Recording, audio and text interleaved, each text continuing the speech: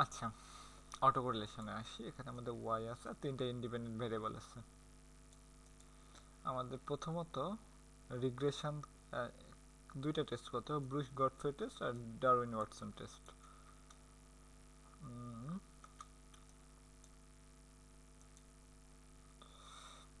আচ্ছা, এই এখান থেকে যায় না কেন?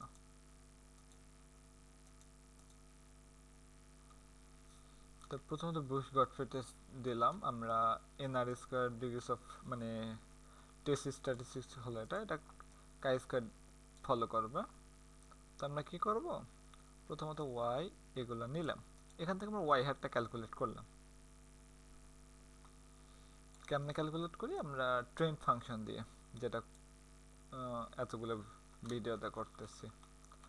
ট্রেন ফাংশন নন ওয়াই এবং এক্স, এটা দিয়ে ওয়াই হ্যাট বের হলো। আর ইরোরটা বের হবে কেমনে? ওয়াই মাইনাস ওয়াই হ্যাট, এভাবে বের হলো এটা।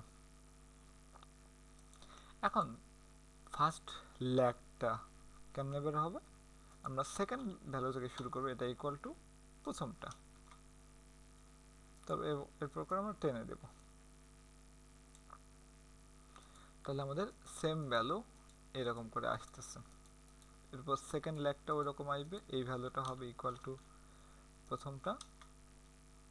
এরপর এটা হবে ইকুয়াল টু এটা। যেহেতু আমাদের তিনটা ইন্ডিপেন্ডেন্ট ভেরিয়েবল, সুতরাং তিনটা ল্যাগ নেব। এরপর আমাদের নেক্সট কাজ হলো সবগুলা মানে এই যে ইউআই কে আমরা ডিপেন্ডেন্ট ভেরিয়েবল ধরবো আর এগুলোকে ইন্ডিপেন্ডেন্ট ভেরিয়েবল ধরবো। অর্থাৎ U I minus one, I minus two, I minus three, তারপরে X one, X two, X three, এগুলোকে আমরা ইন্ডিপেন্ডেন্ট ভেরিয়েবল ধরবো। সবগুলাকে ধরলাম।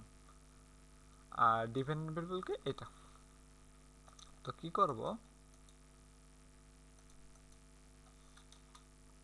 সেখান থেকে ইউআই হ্যাড বের করব। তো এক্ষেত্রে ইন্ডিপেন্ডেন্ট ভেরিয়েবল কোনটা?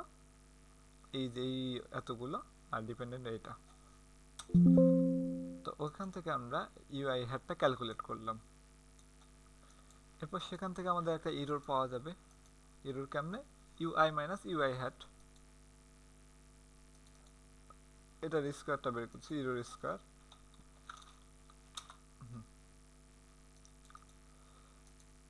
আর এখন এটা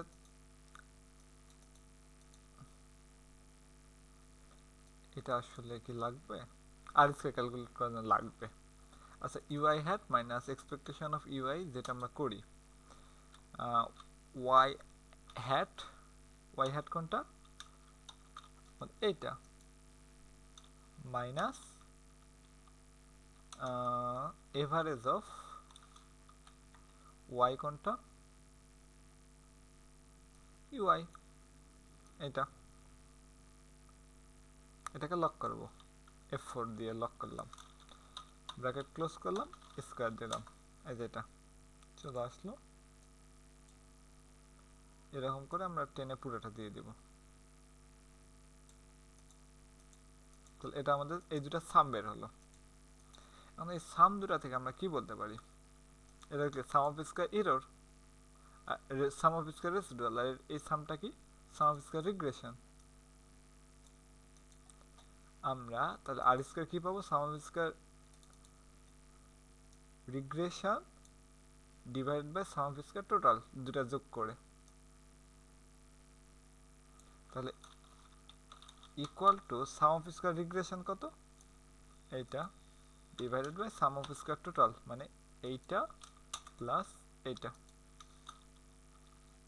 তাহলে এটার স্কয়ারটা আমাদের আসবে।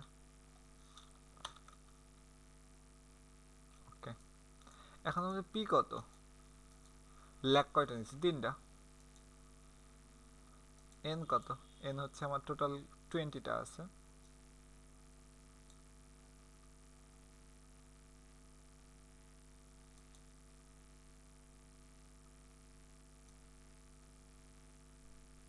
আসলে 20টা, 23টা, 23।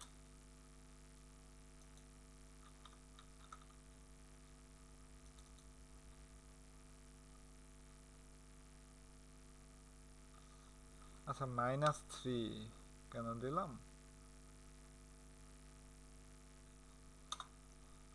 কোনো তো একটা রিজন আছে, নাকি আমি ভুল করে দিয়েছিলাম?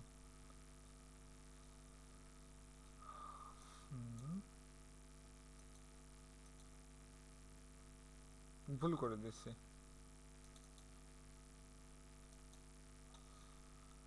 এন হলো আমাদের এইটা 23, তাহলে আর স্কোয়ার কত বের হলো? এলএম কত? এন আর স্কোয়ার।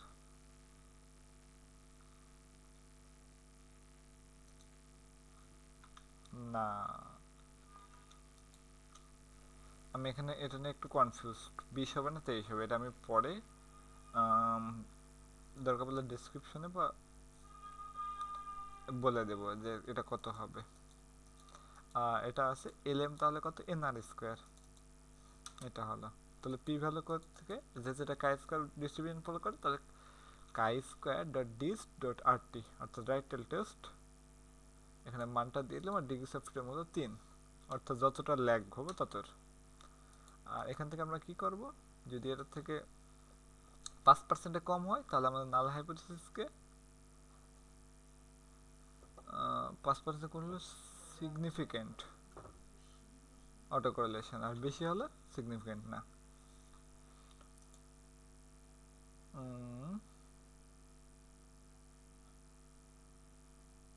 5% থেকে কম হলে আমরা বলতে পারি এটা নাল হাইপোথিসিস রিজেক্ট করবে, তাই না? ওই রকমই তো কি যেন দেখছিল, রিজেক্ট করবে। 5% থেকে কম হলে রিজেক্ট করবে।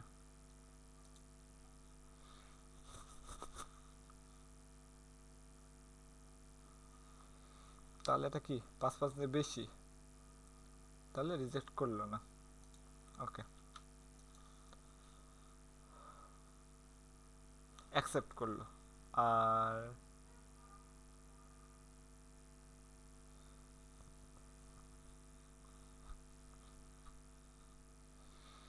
এরপরেরটা, মানে এটা তো আমাদের হয়েছে।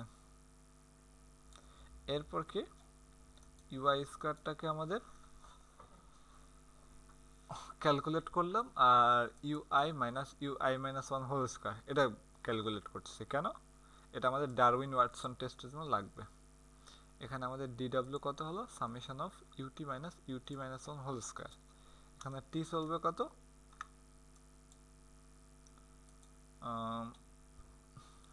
2 থেকে এন পর্যন্ত, অর্থাৎ এই যে প্রথম জিরোটাকে বাদ দিয়ে দিচ্ছি। কই আছে?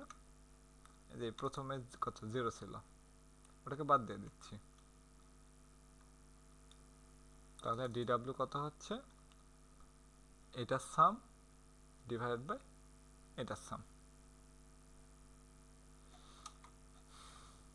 ই স্কোয়ার মানে ইউ স্কোয়ার সাম আর কি।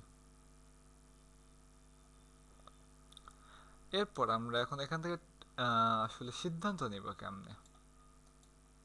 আমাদের ডিএল আর ডিইউ এটা টেবিল থেকে বের করতে হবে। আমরা এখানে বলবো যে ডিএল আর ডিইউ, অর্থাৎ যদি আমি একটা ড্র করি লাইন, এটাকে ধরলাম কত? 0। এটাকে বললাম ডিএল লোয়ার, এটা হলো ডি আপার। এটা হলো আমার কত? ডি আপার বড়, তার মানে 4 মাইনাস ডিইউ হবে ছোট, আর 4 মাইনাস ডিএল হবে বড়। যদি আমার এই মানটা এই মাঝখানে আসে, তাহলে আমার নাল হাইপোথিসিসকে অ্যাকসেপ্ট করব। আর যদি এটা 0 থেকে ডিএল এর মধ্যে হয়, তাহলে রিজেক্ট করব। যদি এর মধ্যে হয়, তা আমরা রিজেক্ট করব। অন্যথায় আমরা এই রেঞ্জের মধ্যে বা এই রেঞ্জের মধ্যে হলে আমরা সিদ্ধান্ত নিতে পারি না।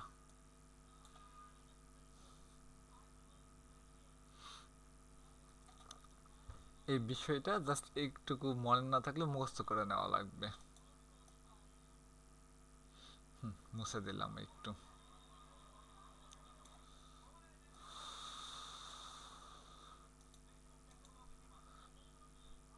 আর এটা আসলে কি হবে, এটা এন এর মানটা কত হবে আমি কনফিউজড। এটা আমার একটু থিওরি দেখে জানা লাগবে আর কি। Thank you.